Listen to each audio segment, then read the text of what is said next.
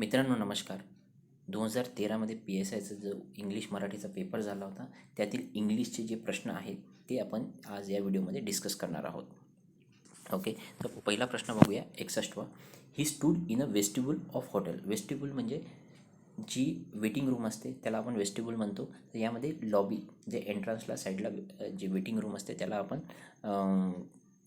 त्या वेटिंग रूमला आपण वेस्टिब्यूल म्हणतो. तर त्याचा जर सिनॉनिम विचारला आहे त्यामध्ये लॉबी हा याचा सिनॉनिम होतो. बेसमेंट नाही होत, किचन नाही होत, पॅन्ट्री नाही होत. ओके, बरं. 62. He is deeply in love with her. He is deeply in love with her. तर याच्यामध्ये praise nearest in a meaning, praise nearest in a meaning अशी विचारलेली आहे. तर प्रेज विचारली आहे तर याची जी डीपली इन लव्ह यासाठी एखाद्यावर जीवापाड प्रेम करणे यासाठी जी प्रेज आहे त्याला हेड ओव्हर हिल अशी प्रेज येते. थ्रू थिक अँड थिन म्हणजे कठीण सुखदुःखाच्या काळात. ओके, तर आणि यामध्ये आहे चौथी हेड ओव्हर हिल म्हणजे एखाद्यावर जीवापाड प्रेम करणे हे याचा अर्थ होतो. ओके, 63वा प्रश्न. Flood has caused harm. Flood has caused harm. तर इथे रिकामी जागा कॅल्क्युलेबल. तर यामध्ये राईट अँटोनिम विचारला आहे कॅल्क्युलेबलचा. राईट अँटोनिम विचारला तर यामध्ये योग्य अँटोनिम होणार इनकॅल्क्युलेबल. अनकॅल्क्युलेबल नाही, इनकॅल्क्युलेबल नाही. मिसकॅल्क्युलेबल पण होत नाही, डिसकॅल्क्युलेबल पण होत नाही. अनकॅल्क्युलेबल आणि इनकॅल्क्युलेबलमध्ये कन्फ्युजन होऊ शकतं. त्याचं योग्य उत्तर आहे incalculable. Okay, 64. They organise buffet dinner for wedding reception. आणि B the waves buffet the rock with great force. The wave buffet the rock with great force. आता यामध्ये यांनी राईम विचारला आहे. ओके, तर 64चा दे ऑर्गनाइज बफेट नाही आहेत, बफे येतं. ओके, याचं ॲक्च्युअल प्रोनाऊन्सिएशन बफे येतं. Buffet dinner for the wedding reception. तर याचा रायमिंग वर्ड होतं बफेचा से. ओके, आणि सेकंडमध्ये येतं the wave buffet the rock with great force. याचा रायमिंग वर्ड येतो टरेट. ओके, तर त्यामुळे याचा आन्सर येतं सेकंड. 65. ग्रॅमॅटिकली करेक्ट सेंटेन्स विचारला आहे. Grammatically correct sentence. I have no further consult with my father's firm. I have no further consult to my father firm. I have no further concern with my father firm. I have no further concern to my father firm. यामध्ये grammatically correct sentence concern with म्हणजे एखाद्याची काळजी नसणे किंवा मग त्याचे जे काही संबंध नसणे ह्या अर्थाने पण याचा अर्थ होतो. यामध्ये कन्सर्न विथ एवढा एकच स्टेटमेंट करेक्ट आहे. कन्सल्ट विथ नाही येत, कन्सल्ट टू नाही येत, कन्सर्न टू नाही येत. ओके, कन्सर्न विथ एवढंच. त्याच्याशी काही कन्सर्न नाही बा या अर्थाने. कन्सर्न नाही म्हणजे त्याची काही काळजी नाही नसणे किंवा काही संबंध नसणे या अर्थाने त्याचा उपयोग होतो. तर त्यामुळे याचा आन्सर ओनली सी असं येतं. प्रश्न क्रमांक 66. द डॉक्युमेंट आर इन हर पोझेशन. बरं, यामध्ये विचारलं काय आहे about the sentence correctly correct spelling विचारलेलं आहे. तर यामध्ये पोझेशन येत नाही. यामध्ये POSSESSION म्हणजे 4 वेळा यस आला तर पोझिशन हे चुकीचं आहे. तर याचं योग्य स्पेलिंग येतं POSESSION. POSESSION. Okay, position. नंतर repetition will give a practice. Only repetition will give a practice. तर रिपीटेशनचं करेक्ट स्पेलिंग येतं TATION नाही, TITION येतं. Okay, TITION. त्यामुळे हे पण चुकीचं आहे, ए चुकीचं आहे, बी चुकीचं आहे. त्यामुळे ऑप्शन उरतं सी आणि D. C and D are correct. तर his emoluments have been raise. Okay, the war of succession continues. तर ही दोन्ही अमोलमेंट्स आणि सक्सेशन हे दोन्हीचं स्पेलिंग करेक्ट आहे. ओके, त्यामुळे आन्सर येतं सी अँड डी. बरं, 67. ग्रॅमॅटिकली करेक्ट सेंटेन्स विचारलं आहे. If you will work hard you will certainly succeed. If you would have work hard you would have succeed. तर ॲक्च्युली कंडिशनल स्टेटमेंट विचारलं आहे. तर पहिलं स्टेटमेंट आहे if you will work hard you will certainly succeed. तर you will नाही येत. If sentence बरोबर कधी पण विल येत नाही. त्यामुळे ते सिम्पल प्रेझेंट येईल. ठीक आहे. सेकंड सेंटेन्समध्ये विल येतं, पहिल्या सेंटेन्समध्ये सिम्पल प्रेझेंट येतं. ते विल इफचे जे कंडिशनल स्टेटमेंटचे आय थिंक 6 to 7 रूल्स आहेत ते एकदा बघून घ्या. तर पहिलं स्टेटमेंट चुकीचं आहे. Second statement if you would have work hard you would have succeed, असं वुड हॅव कधी येत नाही इफ बरोबर. If you had work hard असं काहीतरी येईल, यू वुड हॅव सक्सीड असं, अशा प्रकारचं ते करेक्ट सेंटेन्स येईल. तर if you had work hard you would have succeed, you would have succeeded. तर अशा प्रकारचं बी स्टेटमेंट होऊ शकते, त्यामुळे बी पण स्टेटमेंट चुकीचं आहे. आणि if you saw him you would recognise him, if you saw him you would recognise him हे स्टेटमेंट करेक्ट आहे. कारण की इफच्या स्टेटमेंटमध्ये सिम्पल पास्ट येतं आणि जे सेकंड स्टेटमेंट आहे त्याच्यामध्ये वुड येतं. ठीक आहे. आणि हॅड यू सीन हिम म्हणजे यामध्ये परफेक्ट हॅड सीन येतं, तर सेकंड स्टेटमेंटमध्ये यू वुड हॅव येतं, यू वुड हॅव. तर त्यामुळे सी आणि डी स्टेटमेंट करेक्ट आहे, त्यामुळे याचा आन्सर येतं सेकंड. ओके. पहिलं स्टेटमेंट का चुकीचं आहे, कारण की पहिल्यामध्ये विल येत नाही, इफसोबत पहिल्या स्टेटमेंटमध्ये विल येत नाही, सेकंड स्टेटमेंटमध्ये विल येतं. तर पहिलं स्टेटमेंट सिम्पल प्रेझेंटमध्ये असतं. Second statement if you would have येत नाही, यामध्ये वुड हॅव येत नाही, तर यामध्ये काय येतं, वुड हॅवच्या जागी काय येतं, if you had work hard you would have succeeded अशा प्रकारचं स्टेटमेंट होईल. सी ऑलरेडी करेक्ट आहे. पास्ट टेन्स असलं तर पुढच्या स्टेटमेंटमध्ये वुड येतं. आणि डी स्टेटमेंटमध्ये इफ यू हॅड सीन आलं तर दुसऱ्या स्टेटमेंटमध्ये वुड हॅव येतं. तर त्यामुळे याचा आन्सर येतं सी आणि डी सेकंड आन्सर. ओके. बरं. 68मध्ये इक there is a fly in a soup. त्यानंतर ती वेटरवर स्क्रीम करते. सरिता वेटरवर स्क्रीम करते. ॲक्च्युली ती वेटरवर स्क्रीम नाही करत, तर सूपमध्ये माशी बघून स्क्रीम करते. त्यामुळे या स्टेटमेंटचं सिमिलर मिनिंगसोबत जे इनडायरेक्ट स्पीच होईल ते काय होईल, Sarita saw a fly in her soup and scream for the waiter.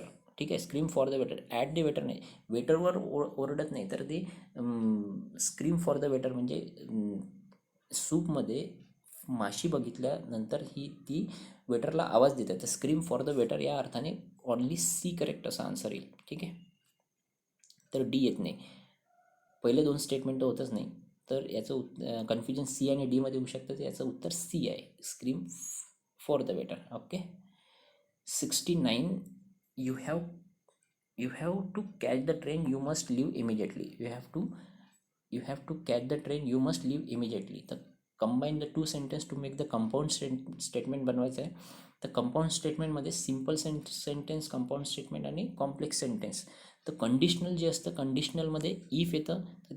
Conditional जे असतं ते conditional statement generally complex sentence असतात, त्यामुळे दुसरं ऑप्शन गेलं, तिसरं पण ऑप्शन एलिमेंट झालं. पहिलं statement you must leave immediately in order to catch the train. तर इन ऑर्डर टू ज्याच्यामध्ये येतं ते सिम्पल सेंटेन्स असतं, त्यामुळे पहिलं ऑप्शन पण एलिमिनेट झालं.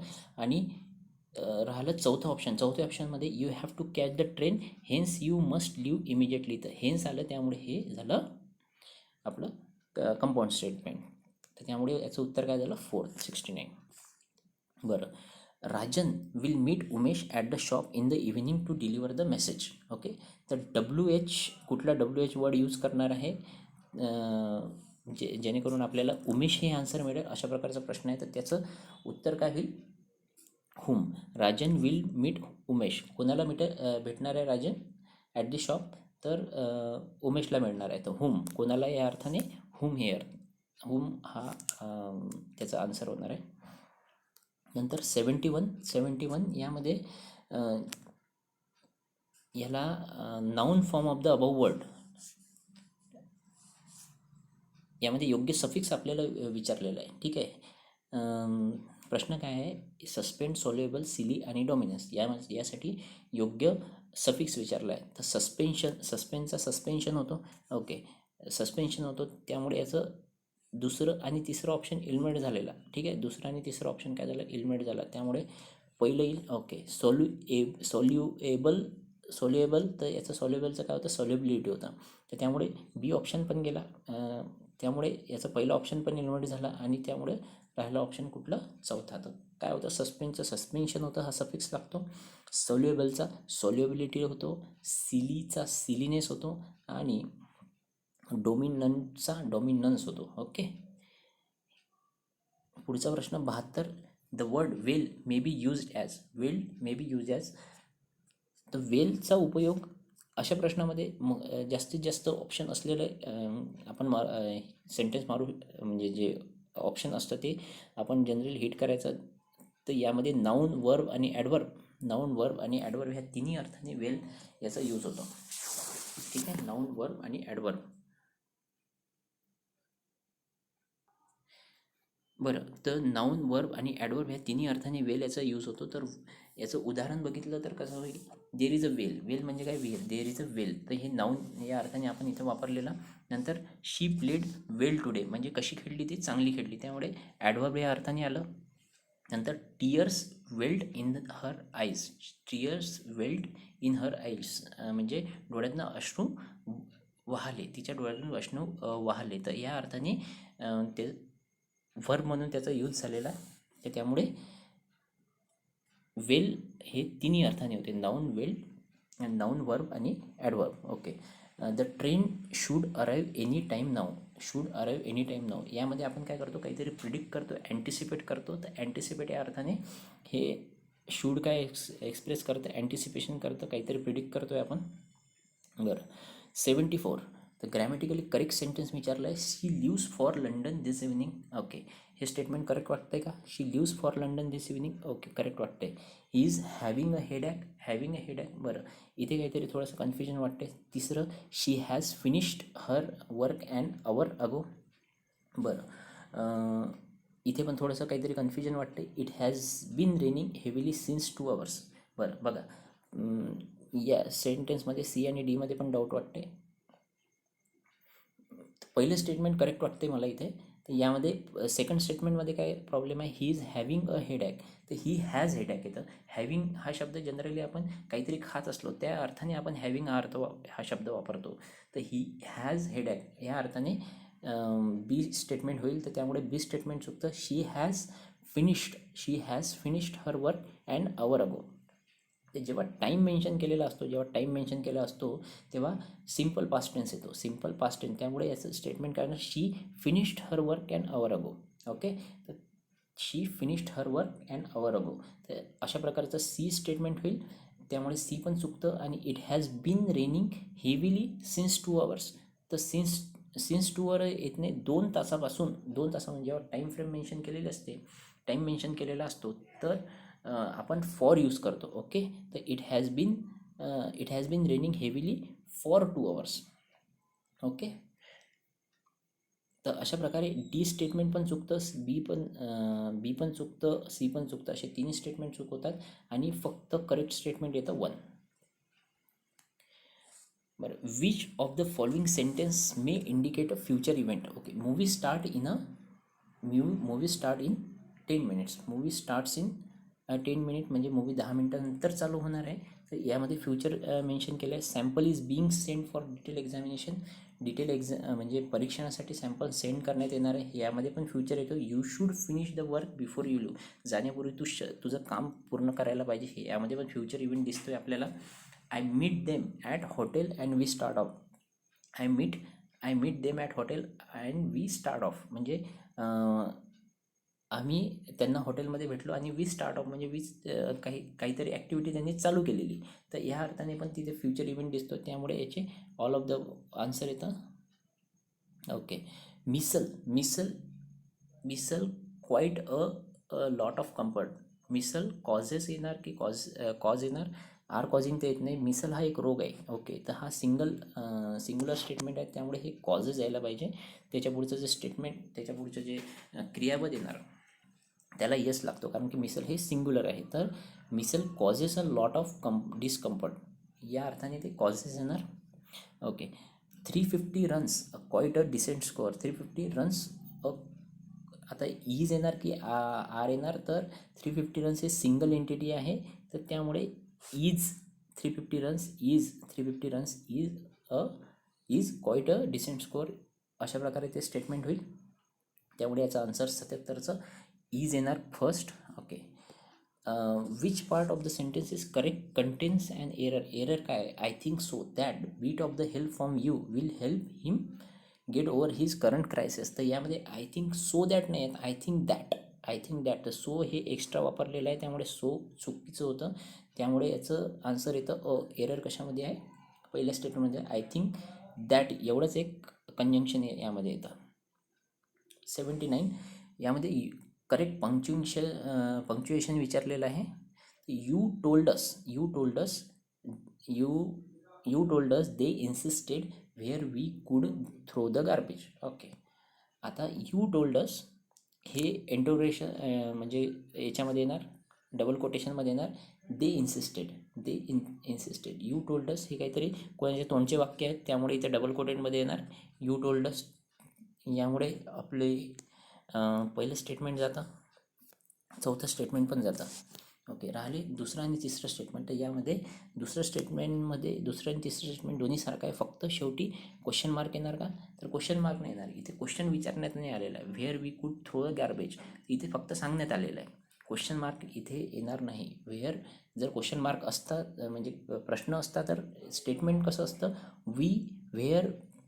व्हेअर कुड वी, तर हा कुड इकडे आलेला असता आणि वी इकडे दिलेला असता जर हा प्रश्न असता तर.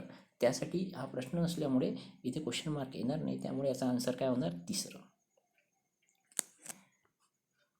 बरं. You are just too fast, I cannot stay along with you. यामध्ये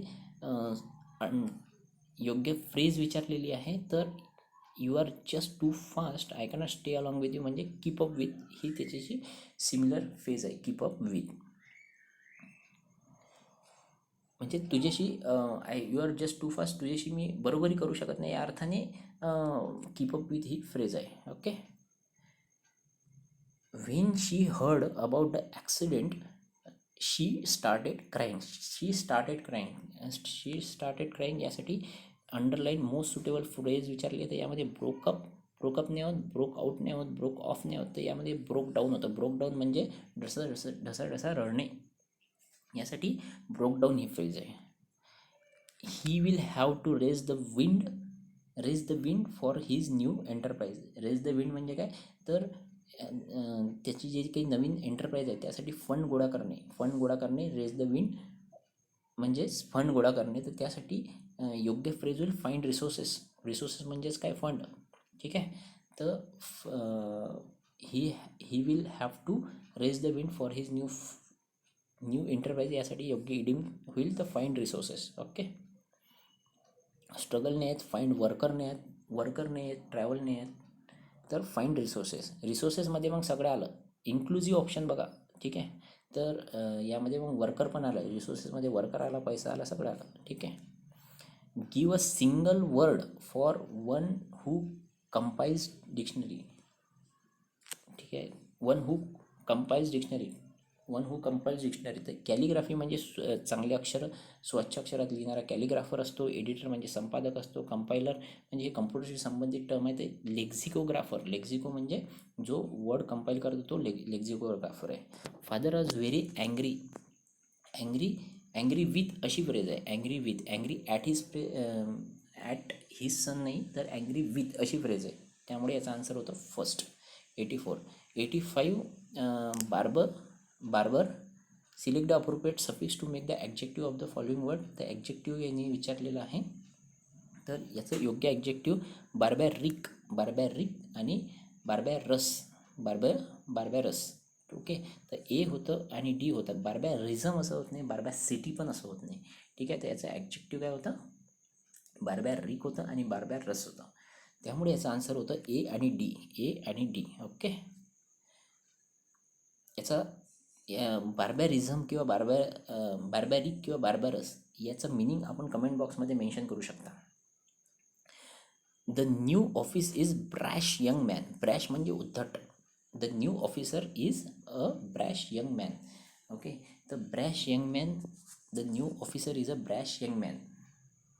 तर याचा सिमिलर मिनिंग विचारलेला. सिमिलर मिनिंग शोवी होतं, इम्प्युडंट पण होतं. इम्प्युडंटचा पण अर्थ उद्धट अशा या अर्थाने होतं. प्युडन्सी याचा अर्थ नम्र, ठीक आहे. पण इम्प्युडंटचा याचा अर्थ होतो उद्धट होतं. रूटचा पण अर्थ त्याच अर्थाने तो उद्धट होतो. त्यामुळे याचं उत्तर 4 येतं, ठीक आहे. Okay. The new officer is a brash young man. त्यामुळे याचं उत्तर काय होतं? ब्रॅशचं सिनोनिम काय होतं? शोवी होतं, इम्प्युडंट होतं, रूड होतं. त्यामुळे याचं उत्तर 4 येतं. बरं, has your father arrived at home. Simple आहे. होमसाठी म्हणजे स्वतःचं घर असतं तेव्हा आपण ॲट होम हा आपण प्रिपोजिशन वापरतो, at home. Okay. 88 odd sentence from the following. Odd sentence विचारलेला आहे. The butter is kept here, the window was broken, the bridge is being repaired, I remember my father taking me to zoo. बरं, याच्यामध्ये हे active आणि passive वॉईसचं sentence आहे. तर D option आहे. D option हे ॲक्टिव्ह वॉईसमध्ये, बाकी हे पॅसिव्ह वॉईसमध्ये. The butter is kept here म्हणजे व्ही3 आलं आहे. Passive voice was broken, window was broken, कोणतरी ब्रोकन केली, तर यामध्ये पण व्ही3 आलं आहे. नंतर ब्रिज इज बिईंग रिपेअर्ड म्हणजे इथे पण व्ही3 आलं आहे. तर यामध्ये पहिले 3 स्टेटमेंट हे ॲक्टिव्ह वॉईसमध्ये आहे, चौथं स्टेटमेंट हे पॅसिव्ह वॉईसमध्ये आहे. त्यामुळे याचं उत्तर येतं हे तिसरं. ऑड सेंटेन्स विचारलं होतं आपल्याला, त्यामुळे याचं उत्तर येतं डी ओनली. बरं, 89 owing to a drought there was a famine in the country. तर इथं योग्य स्पेलिंग काय येतं ड्राउटचं? DROUGST. तर यामध्ये आपण DROUGST, तर ओवरून ओला दुष्काळ आपण असं काहीतरी लक्षात ठेवू शकतो. ड्राऊट म्हणजे DRAUGST म्हणजे आय थिंक सुका दुष्काळ असं काहीतरी होतं. एकदा हे चेक करून घ्याल आणि याचं योग्य मिनिंग आपण कमेंट बॉक्समध्ये मेन्शन करू शकता. पण इथे ओला दुष्काळ या अर्थाने DROUGST ह्या अर्थाने होतं. तर त्यामुळे याचा आन्सर येतं third, 89. He said I have read this novel. त्याचं indirect speech, correct option indirect speech आहे. तर आपल्याला माहिती आहे जे इनडायरेक्ट स्पीचमध्ये असते, इनडायरेक्ट स्पीचमध्ये जे सेंटेन्सचा काळ असतो तो चेंज होतो, ठीक आहे. तर ही सेड दॅट, ओके, सगळीकडेच आहे. आय हॅवचं काय होतं? हॅड होतं. इनडायरेक्ट स्पीचमध्ये आय हॅवचं हॅड होतं. यामध्ये हॅड आहे, यामध्ये नाही आहे. हॅज आहे, हॅज नाही होत, त्याचं भूतकाळ होतो, ठीक आहे, इनडायरेक्ट स्पीचमध्ये. आणि हॅड बीन रीडिंग नाही, कारण की ते चालू पूर्ण वर्तमान काळ नाही, त्यामुळे हॅड बीन रीडिंग नाही आहेत. तर त्यामुळे याचं आन्सर काय येतं? हॅड. पहिलं I have read this novel, तर I had read this novel. हॅवचं काय होतं? हॅड, भूतकाळ. Okay. 91 the sentence in which the word after is is as a adverb म्हणून किंवा क्रियाविशेषण म्हणून कुठल्या सेंटेन्समध्ये यूज केलेलं असं विचारलेलं. तर ही टेक्स आफ्टर हिज फादर म्हणजे त्यांनी फादरचा टेक्स आफ्टर फादर म्हणजे त्याच्या फादरचा वारस म्हणून त्यांनी जबाबदारी स्वीकारली या अर्थाने होतो. तर फादरच्या नंतर या अर्थाने होतं, तर तिथे शब्दयोगी अव्यय होतो. After ages shall sing his glory. After ages काय नाव आहे, तर नावाच्या अगोदर आले, त्यामुळे आफ्टर इथे विशेषण अर्थाने होते. He went away after they have left. ते गेल्यानंतर आम्ही okay, we went away after they have left. ते निघून गेल्यानंतर आम्ही निघालो, ह्या अर्थाने तिसरं स्टेटमेंट आहे. तर नंतर या अर्थाने आफ्टर इथे आलेला आहे, त्यामुळे हा काय झाला? नंतर काय झाला? ते निघून गेल्यानंतर, तर हा शब्दयोगी अव्यय झाला, ठीक आहे. त्याला प्रिपोजिशन पण आपण म्हणतो इंग्लिशमध्ये. आणि चौथं आहे दे अराइव्ड सून आफ्टर. केव्हा आले ते? Soon after. तर केव्हा आले? Soon after. तर आपण ॲडवर्ब कसं हे करतो? क्रियेविषयी जे अधिक माहिती सांगतो त्याला आपण ॲडवर्ब म्हणतो. तर ॲडवर्ब कसा आयडेंटिफाय करतो? केव्हा, कुठे, कशी. तर केव्हा आले? सून आफ्टर आले. ओके. तर सून आफ्टर या अर्थाने चौथा स्टेटमेंट आला. तर चौथं स्टेटमेंट जे आहे ते क्रियेविषयी अधिक माहिती देतं. केव्हा आले? सून आफ्टर आले. ठीक आहे. तर क्रियेविषयी अधिक माहिती चौथं स्टेटमेंट देतं. त्यामुळे चौथं स्टेटमेंट जे आहे ते त्यामध्ये याचा यूज ॲज अ ॲडव्हर्ब म्हणून केलेला आहे. 92 इनकरेक्ट स्टेटमेंट विचारलं आहे. बार्ली विट राईस आर. बार्ली विट राईस आर. तर कारण की हे तीन गोष्टी आहेत, तर तीन गोष्टी अनेक वचनी झाले, त्यामुळे are is correct thing. There is a eggs and bacon for breakfast. There are eggs and bacon. Eggs and bacon for breakfast. तर एग्ज अँड बॅकन ही एक सिंगल गोष्ट आहे. ठीक आहे. जसं ब्रेड अँड बटर आहे. तर ज्या गोष्टी टुगेदर येतात, नेहमी सोबत येतात, त्याला आपण काय म्हणतो? ते एक सिंगल एंटिटी असते. तर सिंग्युलर गोष्ट असल्यामुळे देअर आरने तिथे इज येतो. ठीक आहे. There is eggs and bacon for breakfast. Okay. 2 pounds of coffee cost 7 and 6 pence. तर इथे कॉस्ट नाही, कॉस्टला यस लागतो. का? कारण की 2 pounds ऑफ कॉफी म्हणजे फॉर एक्झाम्पल 100 जसं आपण अगोदर एक स्टेटमेंट आला होता 105 रन्स. तर 105 रन ही एक सिंगल एंटिटी आहे. तसं एक सिंगल एंटिटी असल्यावर सिंग्युलर असल्यामुळे 105 रन त्याच्यापुढे आपण इज वापरलं, तर इथे 2 pounds ऑफ कॉफी. तर 2 pounds ऑफ कॉफी म्हणजे कॉफीची 2 pound किंमत ही एक सिंगल एंटिटी आहे. ओके. त्यामुळे इथं कॉस्टच्या जागी त्याला यस लागणार. तर जे वर्ब आहे ते त्याला यस लागेल. त्यामुळे सी स्टेटमेंट पण चुकीचं आहे, बी स्टेटमेंट पण चुकीचं आहे. पहिलं स्टेटमेंट करेक्ट आहे. Radio which you gave my children works perfectly. Radio which you gave my children हे स्टेटमेंट करेक्ट आहे. तर त्यामुळे याचं उत्तर बी आणि सी चुकीचं आहे. त्यामुळे याचं उत्तर इनकरेक्ट आपल्याला विचारलं आहे. त्यामुळे याचं उत्तर होतं दुसरं. ठीक आहे. They begin their journey at sunset येतं, ऑन सनसेट येतं, अपॉन येतं की इन येतं? तर इन नाही येत, ऑन नाही येत, अपॉन आणि ॲटमध्ये कन्फ्युजन होऊ शकतं. तर ॲट आपण केव्हा वापरतो? जेव्हा पर्टिक्युलर टाईम, जेव्हा सनसेट होतो त्यावेळेस त्यांनी, जेव्हा सनसेट होत होता ह्या अर्थाने, किंवा जे सनसेटच्या वेळेवर, त्या पर्टिक्युलर स्पेसिफिक त्या वेळेवर, या अर्थाने ॲट येतं. जेव्हा आपण जर सनसेट झाल्यावर म्हटलं असतं तर अपॉन सनसेट आपण वापरलं असतं. तर सूर्यास्त झाल्यानंतर या अर्थाने आलं असतं तर अपॉन सनसेट. पण सनसेटच्या वेळी या अर्थाने ॲट आपण वापरतो. ठीक आहे. The prime minister lives in 10 down street. Okay. एखाद्या पर्टिक्युलर रस्ते, जेव्हा आपण ॲड्रेस देतो त्या पर्टिक्युलर स्ट्रीटच्या, जेव्हा आपण ॲड्रेस देतो तेव्हा आपण इन 10 डाउनिंग स्ट्रीट नाही म्हणतो, आपण ॲट 10 डाउनिंग स्ट्रीट. त्यामुळे पहिलं स्टेटमेंट हे चुकतं. करेक्ट स्टेटमेंट विचारलेलं आहे आपण, तर पहिलं स्टेटमेंट चुकतं. दुसरं काय? Sherlock home lived in baker street. आता इथे बेकर स्ट्रीट आहे, पण इथे पास्ट टेन्स आहे, भूतकाळ आहे. भूतकाळ असल्यामुळे इन बेकर स्ट्रीट नाही येत, तर भूतकाळ असल्यामुळे ॲट बेकर स्ट्रीट येत नाही, तर तिथे इन बेकर स्ट्रीट येतं. त्यामुळे दुसरं स्टेटमेंट हे करेक्ट आहे. भूतकाळामध्ये आपण स्ट्रीट किंवा रस्त्याचा काही ॲड्रेस दिलेला असेल तर तिथे आपण इन वापरू शकतो. Okay. His father work into a bank. आता इंटू केव्हा वापरतो आपण? एखाद्या समजा I enter into a home म्हणजे बाहेरून मी आतमध्ये आलो. ठीक आहे. बाहेरून मी आतमध्ये आलो. कशाच्या आतमध्ये? आपण जेव्हा एंटर करतो तेव्हा आपण इंटू वापरतो. पण his father works in a bank येतं, इन अ बँक. ठीक आहे. बँकच्या आतमध्ये काम करतो त्यामुळे इन अ बँक, बँकेत काम करतो ह्या अर्थाने इन अ बँक असं येतं. तर त्यामुळे दुसरं स्टेटमेंट हे तिसरं स्टेटमेंट हे चुकीचं आहे. My married sister lives at Manchester. Okay. Lives at Manchester म्हणतो का? जेव्हा आपण सिटी या अर्थाने आपण ॲट मँचेस्टर म्हणत नाही, तर इन मँचेस्टर म्हणतो. तर त्यामुळे डी स्टेटमेंट पण चुकीचं आहे. त्यामुळे याचं उत्तर बी ओनली येतं. लक्षात ठेवा.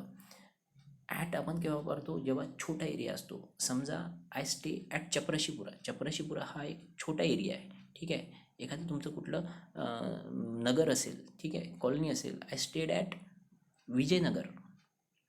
ठीक आहे. आणि तेच जर मोठी सिटी असेल, I stayed in Amravati. Okay. तर मोठी सिटी असेल तर आपण इन अमरावती वापरतो. इन अमरावती आणि ॲट चपराशीपुरा. ओके. जर तुमचा स्पेसिफिक ॲड्रेस असेल तेव्हा आपण ॲट वापरतो. Okay. 95 dentist decided to extort, extract, exit. यापैकी योग्य वर्ब आपल्याला वापरायचं आहे. डिसाइडेड टू एक्स्ट्रॅक्ट म्हणजे काढणे. ठीक आहे. एक्स्ट्रॅक्ट माय डिकेड टूथ, म्हणजे जे माझं खराब झालेला दात होता तो काढण्याचं डेंटिस्टने डिसाईड केलं. त्यासाठी आपण योग्य काय वापरणार, एक्स्ट्रॅक्ट वापरणार. ओके. तर अशा प्रकारे आपण ग्रामरचे सगळे प्रश्न सॉल्व करून घेतलेले आहेत. काही डाऊट असतील तर कमेंटमध्ये तुम्ही मेन्शन करू शकता. याच्यापुढे 5 प्रश्न हे पॅसेजवर आहेत, ते तुम्ही स्वतःहून सॉल्व करू शकता. धन्यवाद.